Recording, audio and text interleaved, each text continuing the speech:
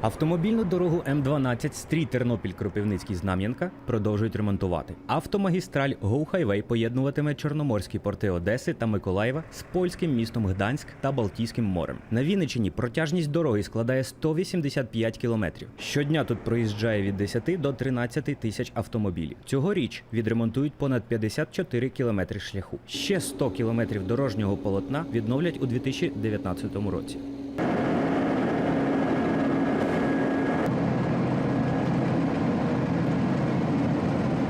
Наразі в регіоні працює більше 100 одиниць техніки. Ще більше ремонтників, одні засипають, інші стелять і одразу перевіряють якість дорожнього покриття, аби за наявності ліквідувати всі недоліки. Загалом ремонт відрізку дороги Go Highway, що пролягає через Вінниччину, займе кілька років. Загалом на Вінницьку область виділено на поточний середній ремонт 1,6 мільярда гривень.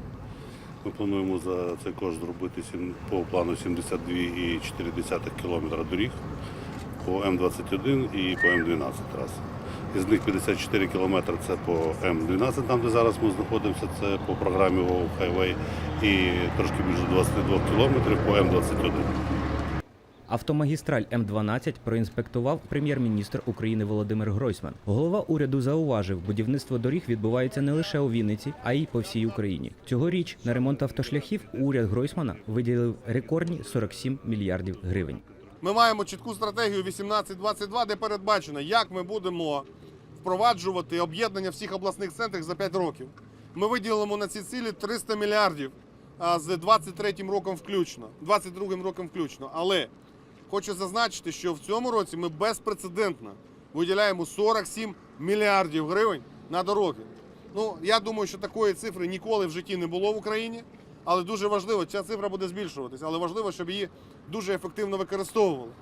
Якість дорожнього покриття вже оцінили водії. Кажуть, по відремонтованих шляхах приємно їхати.